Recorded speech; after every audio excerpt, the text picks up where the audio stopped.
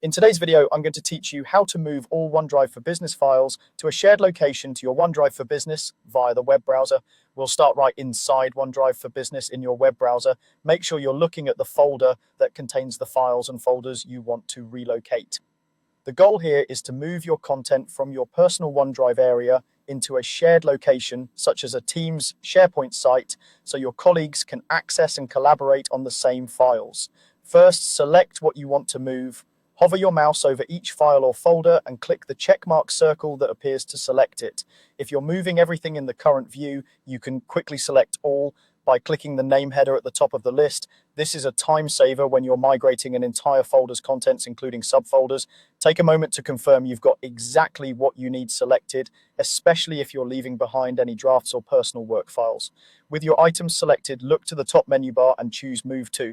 This command tells OneDrive you want to relocate the originals rather than create copies. If your toolbar looks condensed, you may need to expand the menu to see Move To, but it will be there among the file actions. A panel will open on the right to help you choose the destination. This is where you pick the shared location. Select the SharePoint site where these files should live going forward.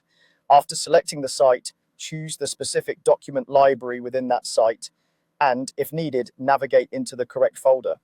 Think of the site as the team space and the document library as the filing cabinet inside that space. If you don't see the site immediately, use the panel's navigation or search to find it. Make sure you have permission to save content there and that you're placing the files in the right library to match your team's structure. Once you've confirmed the destination, click Move Here. OneDrive will begin transferring the selected items. You'll see progress feedback, and for larger moves, it may take a little time. Keep the browser tab open until the move completes to avoid interruptions. When it finishes, your files will no longer appear in your original OneDrive location. They'll be available in the SharePoint site you chose, ready for your team to use. That's all you need to securely and cleanly move your OneDrive for Business files into a shared location using the browser.